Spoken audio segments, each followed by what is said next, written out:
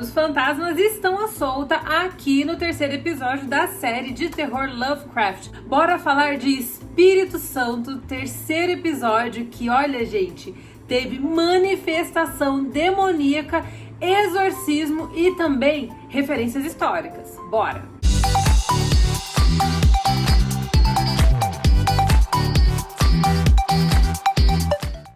Meus amores, aqui é a Rafa Gomes e é a hora da gente começar a esmiuçar esse episódio que tá cheio de easter eggs, viu? Acho que você não prestou atenção, mas tem coisas muito legais da história dos negros norte-americanos. Mas antes de me adiantar demais, vamos falar sobre a Letty, que comprou uma casona. De repente ela aparece ali misteriosamente com uma grana grande, compra uma casa num bairro nobre do norte de Chicago, um bairro onde só tem gente branca. E a gente tá falando aqui, gente, da era da segregação. Ou seja, a segregação não era apenas banheiros distintos para negros e para brancos, restaurantes e serviços em geral.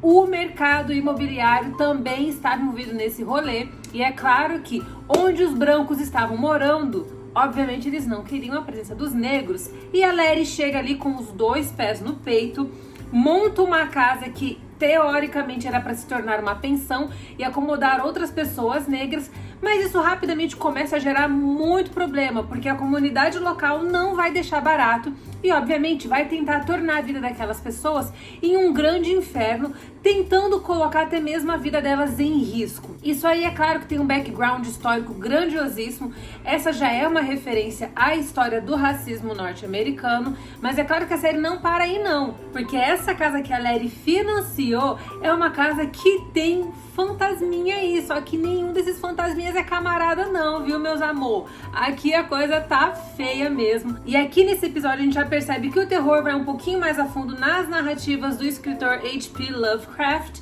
E a gente tem aqui toda essa pegada de casa mal assombrada que nós já vimos tantas vezes em filmes, até mesmo em séries de terror, a gente já viu lá em American Horror Story. E aqui a gente tem uma abordagem que não apenas puxa para uma questão um pouquinho mais religiosa, mas vai a fundo numa questão ocultista e demoníaca. Esses fantasmas aqui que estão aprisionados dentro dessa casa nada mais são que homens e mulheres negros que foram usados como cobaias por um astrofísico chamado Hiram Epstein. Esse Hiram Epstein usava essas pessoas para fazer experimentos macabros e elas acabaram morrendo ali naquela casa, que é uma casa enorme, com seus corpos sendo jogados em um cômodo que ficava abaixo do porão. Só que além dessas pessoas, desses homens e mulheres negros aprisionados nessa casa, sabe quem que a gente tinha ali também? O próprio espírito nada camarada de Hiram Epstein, que estava ali tentando fazer de tudo para que a Letty não apenas fosse embora dessa casa, mas deixasse a casa dele em paz. E é claro que para ela conseguir se livrar dessa maldição demoníaca que está rondando a sua casa, ela vai contar com uma ajuda extraordinária de uma mulher que vai fazer um trabalho de exorcismo ali naquele lugar. E aí, gente, o bicho pega, porque o terror sobrenatural ganha outras facetas quando, no meio de toda aquela confusão do exorcismo, o próprio Ericus acaba sendo endemoniado pelo espírito de Hiram Epstein. Vocês viram que a coisa ficou muito feia ali, né? E a gente vê que esse episódio ainda consegue fazer uma referência indireta ao clássico oitentista Poltergeist. E é claro que, se a gente tá falando de Lovecraft Country, a gente já sabe que existe um paralelo muito vigente e muito potente em relação ao terror sobrenatural, como eu já cansei de falar pra vocês, e é claro, o terror da vida real, que é o racismo em si. Numa era de segregação, a gente tá falando também de uma era onde a Ku Klux Klan era vigente e era realmente um movimento que era extremamente ativo, voraz, tinha presença e era responsável pela morte de muitas pessoas negras.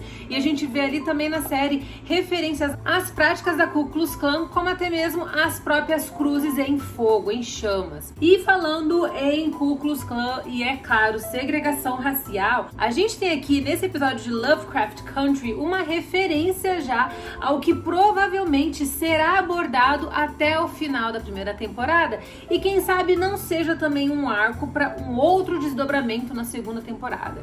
Eu estou falando aqui, obviamente, de Martin Luther King. A gente está falando ali de uma era onde era pré pré-era do movimento liderado pelo Martin Luther King. Ele foi um dos líderes do movimento pela luta dos direitos civis dos negros, então a gente sabe que ele era uma figura-chave, e ali em um momento específico do episódio, durante uma festa de inauguração dessa pensão que a Larry acabou criando, naquele instante nós vemos esse grupo pequenininho de personagens comentando sobre o Martin Luther King e como ele estava gradativamente ascendendo e revigorando o movimento pelos direitos civis dos negros.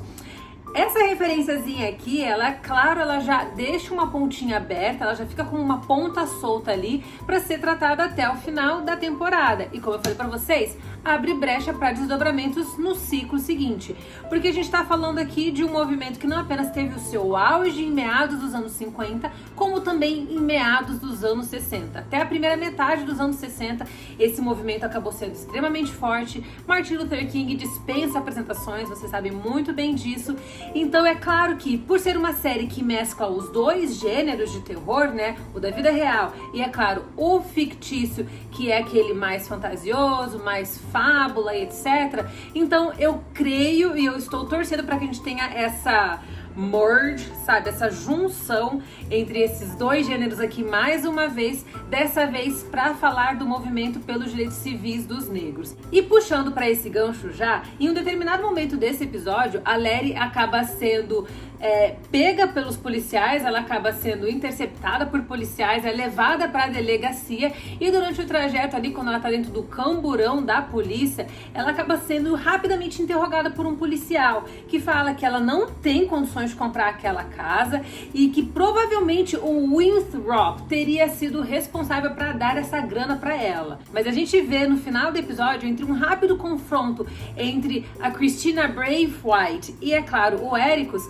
que na verdade ela, Cristina, filha do Samuel, que estava envolvido no rolo lá dos filhos de Adão, que a gente falou lá no episódio anterior, ela fala que na verdade o Winthrop, que se chama Horatio Winthrop, foi o fundador dessa organização chamada Filhos de Adão, mas ele acabou sendo expulso da organização após ele roubar algumas páginas do livro dos nomes. Esse livro dos nomes é um livro que contém vários feitiços e também possui uma série de outras informações que seriam fundamentais para que esses membros dessa organização conseguissem fazer o seu retorno para o Jardim do Éden. Só que esse homem que eu tô falando para vocês, que é o Horatio Winthrop, era também o cara que o Aaron Epstein seguia. Então a gente tem uma conexão muito estranha entre essas duas pessoas e a casa onde a Larry mora. E é claro, a casa que ela comprou para se transformar em uma mansão.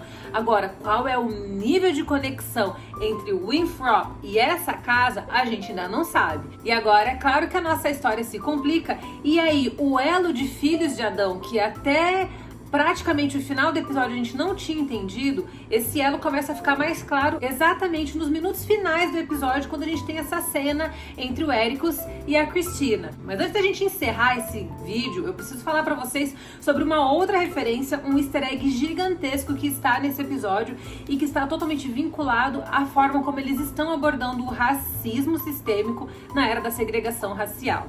Winthrop, gente, esse nome Winthrop é uma referência a um bairro, a um bloco chamado 4600 North Winthrop, lá de Chicago, que é um bairro que era predominantemente dominado por famílias brancas. Esse cânone da história que a gente viu hoje, ele é totalmente inspirado em uma história real. É claro que não a questão das mortes dos negros, mas todo o contexto socio-racial ali da casa onde a Larry comprou está vinculado a esse bloco. Essa comunidade chegou a gastar $14 mil para impedir, diante da prefeitura de Chicago, que famílias negras pudessem comprar, alugar ou até mesmo possuir qualquer imóvel ali naquela região. Mas um chofer que trabalhava para um homem branco que era dono de uma casa nesse bairro, ele acabou ganhando a casa do seu dono depois que seu dono morreu, e no testamento, o testamento deixava o imóvel para esse chofer, que era um homem negro. E esse chofer acabou se tornando o primeiro homem negro a conseguir morar ali naquele bairro. Os pioneiros, esse povo que chegou ali primeiro nessa região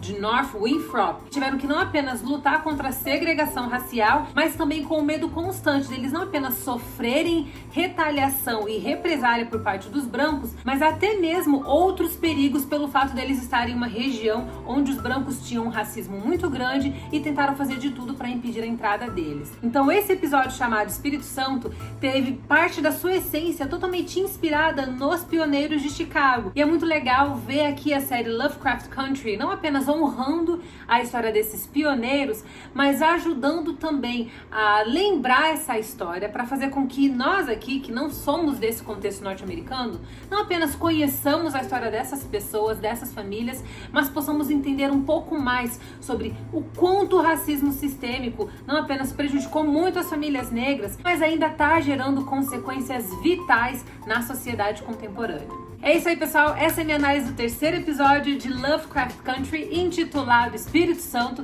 Se você gostou dessa análise, não sai daqui do canal, porque vocês sabem que tem coisa boa pra burro. E é claro, não deixe de me acompanhar lá nas redes sociais, no Instagram, no @RafaGomes, e lá no Facebook também, viu? No Flick Geek. Um beijo pra todos vocês, fiquem com Deus e até a próxima.